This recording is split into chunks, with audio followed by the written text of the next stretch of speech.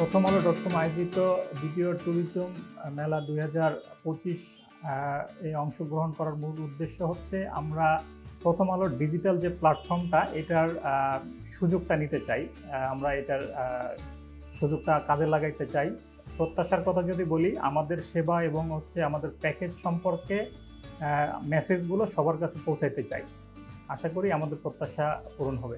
আমাদের অনেকগুলো অফার আছে মেলা উপলক্ষে। তার মধ্যে আমাদের ভিসা প্রসেসিং অফারগুলো আছে, ভিসা প্রসেসিং, ট্যুর প্যাকেজ, ওমরা প্যাকেজ এবং এয়ার টিকিটিং সবগুলো অফারই থাকবে। এর মধ্যে ভিসা প্রসেসিংয়ের ক্ষেত্রে আমাদের 50% ডিসকাউন্ট থাকবে মেলা উপলক্ষে।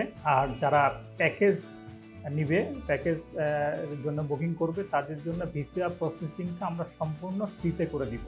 বাংলাদেশের পর্যটন খাতে এখন বর্তমানে অনেকগুলো সুযোগ আছে এবং সেক্ষেত্রে সেখানে আবার অনেকগুলো গুরুত্বপূর্ণ চ্যালেঞ্জও আছে। তো সুযোগগুলোর কথা যদি আমি বলি, সেক্ষেত্রে বাংলাদেশের প্রাকৃতিক সৌন্দর্য এবং বৈচিত্র্য এটা একটা বাংলাদেশের জন্য বড় সুযোগ এবং আমাদের সাংস্কৃতিক ঐতিহ্য, যেটাকে আমরা পুঁজি করে আমাদের ট্যুরিজমটাকে আরও অর্গানাইজ করে ওয়ার্ল্ড মার্কেটে প্রমোট করতে পারি। আশা করি আমরা ভালো কিছু করতে পারবো এবং আন্তর্জাতিক যারা ট্যুরিস্ট আছে তাদেরকে আমরা আকৃষ্ট করতে পারবো। সেক্ষেত্রে আমরা এখানে অনেক বৈদেশিক মুদ্রাও অর্জন করতে পারি বা আয় করতে পারি তাদের মাধ্যমে। চ্যালেঞ্জের কথা বলতে হয় তাইলে আমি বলবো এখানে আমাদের সবচেয়ে বড় যে সমস্যা এবং চ্যালেঞ্জ সেটা হচ্ছে অবকাঠামো এবং দক্ষ মানব সম্পদের এখানে ঘাটতি আছে, যেটা আমাদেরকে পূরণ করতে হবে। সেক্ষেত্রে আমি প্রশাসনের কাছ থেকে সহযোগিতা চাবো এইটাই, যে যাতে আমাদের অবকাঠামোগুলো আমাদের ট্যুরিজমকে কেন্দ্র করে ডেভেলপ করা হয়, যেগুলো যাতে আমরা পর্যটকদেরকে আমরা সাপোর্ট দিতে পারি, তারা যাতে কোনো বিড়ম্বনার শিকার না হয়।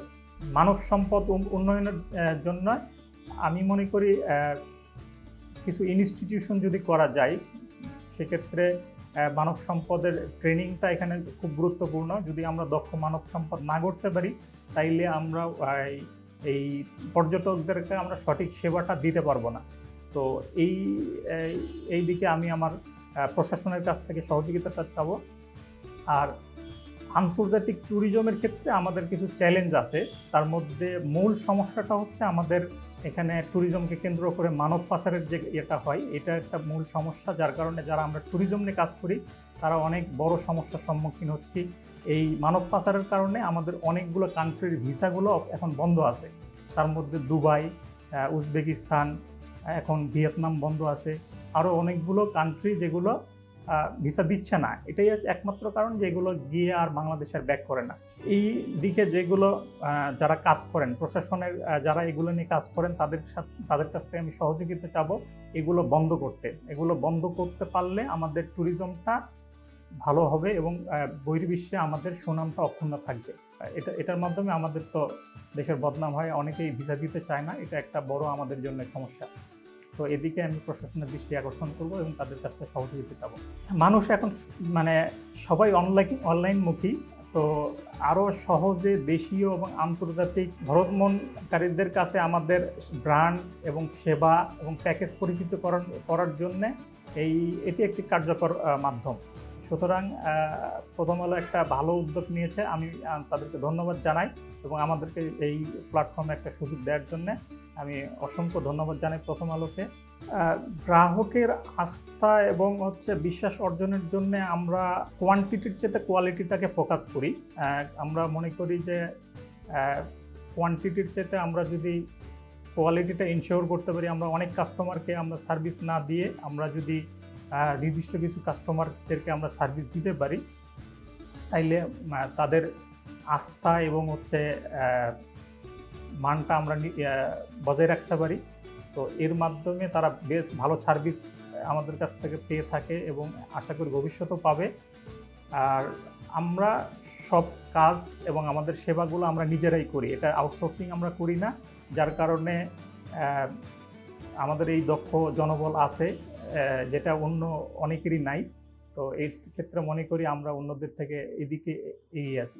আন্তর্জাতিক ক্ষেত্রে আমরা আফ্রিকাকে একটা টার্গেট করতেছি। আফ্রিকান ট্যুরিজমটা বাংলাদেশে অনেকেই চায় যে আফ্রিকাতে ভ্রমণ করবে। তো আমরা আফ্রিকান প্যাকেজগুলো এখন প্রমোট করতেছি, এটার ভালো রেসপন্স পাচ্ছি। আশা করি এক্ষেত্রে আমরা ভালো সার্ভিস কাস্টমারকে দিতে পারবো। আন্তর্জাতিক পর্যটন বাজারে যদি টিকে থাকতে হয় তাহলে দেশীয় প্রতিষ্ঠানগুলোকে দীর্ঘমেয়াদী পরিকল্পনা গ্রহণ করতে হবে। সেক্ষেত্রে আমি বলবো তাদের সেবার মান উন্নয়ন করতে হবে। আমাদের ডিজিটাল মার্কেটিং এবং প্রযুক্তিগত দক্ষতা আমাদেরকে অর্জন করতে হবে। প্যাকেজ এবং সেবাতে আমাদের বৈচিত্র্য আনতে হবে। মানব সম্পদের আমাদের উন্নয়ন করতে হবে। আমরা যাদেরকে সেবা দিব, এটা যাতে আমরা ভালোভাবে সেবাটা দিতে পারি, তাদের জন্য আমাদের ট্রেনিংয়ের ব্যবস্থা করতে হবে। মানব সম্পদের উন্নয়ন করতে হবে, কারণ দক্ষ মানব সম্পদ ছাড়া আমরা সার্ভিস দিতে পারবো না। সেক্ষেত্রে আমাদেরকে ফোকাস করতে হবে। প্রতিযোগিতামূলক দাম আমাদেরকে নির্ধারণ করতে হবে। আমাদের যদি যেমন থাইল্যান্ড, মালয়েশিয়া, সিঙ্গাপুর এদের চাইতে আমাদের সেবার যদি প্রাইসটা অনেক বেশি হয় বা আমাদের প্যাকেজ মূল্য যদি অনেক বেশি হয়, তাহলে মানুষ এখানে আকৃষ্ট হবে না। সুতরাং এটা প্রতিযোগিতামূলক দামটা আমাদেরকে এনশিওর করতে হবে।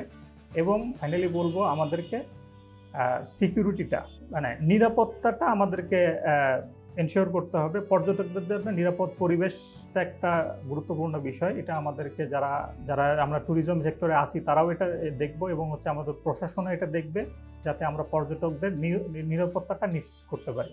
আমি সংক্ষেপে বার্তা দিব, সেটা হচ্ছে লোভে পড়বেন না, প্রতারিত হবেন না। অনেকেই অনেক ডিসকাউন্ট, অনেক অফার, অনেক কিছু দেখে লোভে পড়ে আমরা সেখানে যাই, কিন্তু সেখানে গিয়ে আমরা প্রতারিত হই। আমরা এটা থেকে বিরত থাকবো। কোথাও আমরা অনেকেই আকর্ষণীয় বিজ্ঞাপন দেখে সেখানে আমরা যাব না। আগে প্রশ্ন করবো, আমি করবো যে আগে নিজেদেরকে প্রশ্ন করবো যে এটা আসলেই বাস্তবের সাথে কতটুকু মিল আছে। অনেকেই বলে শুধু আমার পাসপোর্ট আর ছবি দাও, আমি তোমাকে ভিসা করে দিচ্ছি, কিন্তু এটার সাথে বাস্তবতার কোনো মিল নেই।